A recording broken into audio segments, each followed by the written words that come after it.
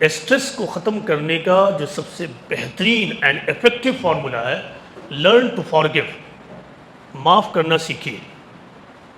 اگر آپ اپنی زندگی میں معاف کرنا سیکھ جائیں گے تو آپ کا ہر اسٹریس فریکشن آف سیکنڈ میں ختم ہو جائے گا۔ میری زندگی میں ذاتی طور سے کچھ اسٹوریز ہیں جس نے مجھے بہت زیادہ انسپائر کیا ہے، اور ہر پرابلمس کے وقت میں بہت پڑھتا ہوں، میں وریشس ریڈر ہوں، میرا کام ہی بس پڑھنا ہے اور مشن چلانا، میرا کام بس پڑھنا ہے، لیکن کچھ اسٹوریز ایسی ہیں کہ ہر پرابلمس کے وقت میں اس کو یاد کرتا ہوں، اور پھر وہ پرابلم بس فریکشن آف سیکنڈ میں ختم ہو جاتا ہے۔ میں ایک اسٹوری کو سنا کر آج کی بات ختم کرتا ہوں، اس سے اندازہ ہوگا کہ فارگیونیس کتنی بڑی چیز ہے۔ پروفٹ محمد کی لائف میں ایک واقعہ اس طرح آتا ہے جس واقعے کو سلینڈر کہتے ہیں، اسٹوری آف سلینڈرنگ، عربی میں کہتے ہیں واقعہ افک۔ اس کی سمری یہ ہے کہ ایک جرنی کے وقت جس میں پروفٹ کی وائف حضرت عائشہ بھی ساتھ تھی، وہ کچھ پیچھے رہ گئی۔ پچھلا زمانہ تھا، آج بھی آپ کو معلوم ہے کہ ویمن کیریکٹر اینڈ ویمن کے حوالے سے کتنی زیادہ سینسٹیوٹی ہمارے سماج میں پائی جاتی ہے۔ مثلا اگر ایک مرد رات کے وقت میں چلتا ہوا گزرے کوئی پرابلم نہیں ہے، لیکن تنہا کوئی عورت آپ کے محلے سے رات میں گزرتی ہوئی دکھے تو ہر آدمی کچھ نہ کچھ سوچنا شروع کرتا ہے، اور جو بدذات قسم کا ہوتا ہے، جو بیڈ تھاٹ کے لوگ ہوتے ہیں، وہ تو کچھ کا کچھ سوچنا شروع کرتے ہیں۔ ایسا ہی ہوا، جب حضرت عائشہ پیچھے رہ گئی، پروفٹ محمد اپنے قافلے کے ساتھ پہلے پہنچ گئے، تو کچھ لوگ جو پیچھے لگے رہتے تھے، جن کے اندر نگیٹو انکوائری کی اسپرٹ ہوتی ہے، تو انہوں نے دیکھا کہ کچھ لوگ نہیں ہیں۔ تب خبر مل گئی انہیں، ایسے لوگوں کو، پروپیگنڈسٹ کو، کہ وائف آف دی پروفٹ بھی نہیں آئی ہے۔ پھر کچھ دیر کے بعد وہ ایک دوسرے کمپینینز آف دی پروفٹ کے ساتھ وہاں پہنچتی ہیں۔ اب جب پہنچتی ہیں تو اس پورے پروسیس میں لوگوں نے یہ کیا کہ حضرت عائشہ کے بارے میں نگیٹیوٹی چاروں طرف پھیلا دی۔ جن لوگوں نے پھیلایا ان میں سے ایک شخص تھا مصطح بن اساسہ۔ حضرت عائشہ کے فادر کا نام تھا حضرت ابو بکر صدیق رضی اللہ عنہ۔ ابو بکر صدیق ریلیٹیولی رچ تھے۔ مصطح جس نے زیادہ پروپیگنڈا کیا تھا، یعنی ون آف دا پروپیگنڈسٹ تھا، وہ ابو بکر صدیق کا دور کا ریلیٹیو تھا اور کمزور تھا، پور۔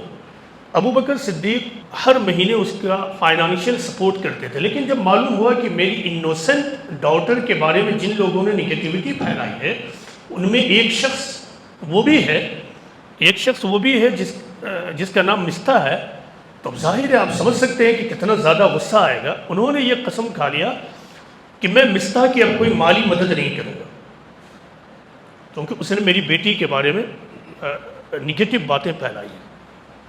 جیسے ہی انہوں نے یہ فیصلہ کیا، یہ ڈیسیزن لیا، ایک ریولیشن آ گئی، ایک وحی اتر گئی، قرآن میں آیت اتر گئی کہ وَلَا يَأْتَلِ أُولُو الْفَضْلِ مِنْكُمْ وَالسَّعَةِ وَأُولُو الْقُرْبَى إِلَىٰ آخری آیت۔ اس آیت میں، اس ورس آف دا قرآن میں ابو بکر کو کنسرن بنا کر یہ کہا گیا کہ دیکھو تم میں جو لوگ ویل ٹو ڈو ہیں، خوشحال ہیں، تو انہیں نہیں چاہیے کہ وہ قسم کھائیں کہ وہ ضرورت مندوں کی مدد نہ کریں۔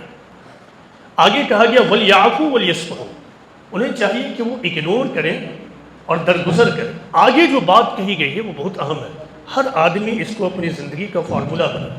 الا تحبون ان یغفر اللہ لکم، do you not wish God to forgive you, کیا تم نہیں چاہتے ہو کہ خدا تمہیں معاف کر دے؟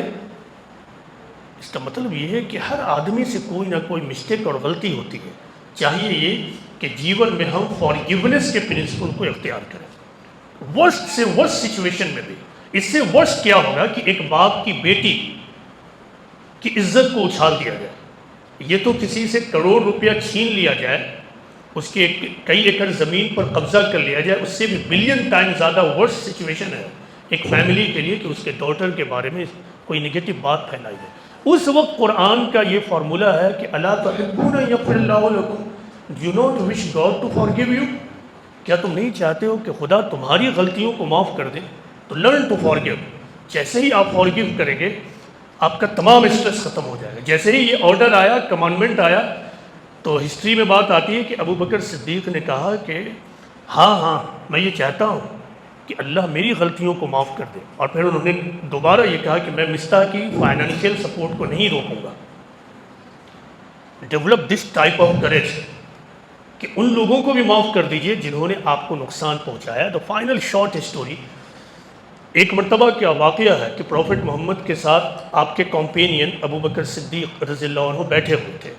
پروفٹ محمد اور ابو بکر صدیق ایک ساتھ بیٹھے ہوئے تھے. ایک تیسرا آدمی آیا اور اس نے ابو بکر صدیق کو ٹارگٹ میں لے کر نگیٹو انداز میں بولنا شروع کیا، کچھ کا کچھ بولنا شروع کیا. جب نگیٹو انداز میں بولنا شروع کیا تو ابو بکر صدیق چپ رہے، لیکن پھر اس نے وہی گالم گلوچ کا انداز اختیار کیا، ایبیوسو ورڈ استعمال کیا، پھر وہ چپ رہے.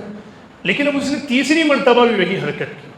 اب ابو بکر صدیق سے رہا نہیں گیا، وہ ٹالریٹ نہیں کر پائے اور اب بول پڑے. جیسے ہی وہ بول پڑے پروفٹ محمد وہاں سے اٹھے اور جانے لگے. پروفٹ محمد کو جب اس طرح جاتے ہوئے دیکھا ابو بکر صدیق نے تو وہ بھی کھڑے ہو گئے اور کہا کہ O prophet where are you going, آپ کہاں جا رہے ہیں؟ پروفٹ محمد نے کہا اور آپ کیوں جا رہے ہیں، why are you going? Prophet Muhammad نے کہا کہ اے ابو بکر، جب تم خاموش تھے اس وقت تمہاری طرف سے اینجلس ریسپانس کر رہے تھے، اور جب تم بول پڑے تو اینجلس یہاں سے اٹھ کر چلے گئے. دوبارہ ایک lesson, learn to forgive of you want to remove stress from your life. دھنیہ واد.